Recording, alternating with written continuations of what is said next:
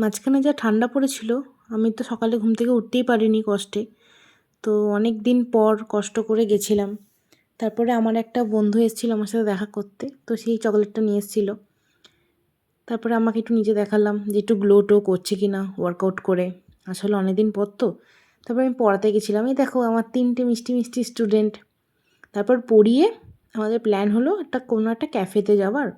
মানে কি আমি পুরো একদম সকালে জিম করছি রোগা হব বলে, বিকালে গিয়ে মানে খাবার ঠুসে আসছি। আমি যে কি করে রোগা হব সেটা আমিই জানি। তো এই দেখো আমাকে একটু দেখে নাও। এই দেখো যার সাথে ক্যাফেতে এসেছিলাম।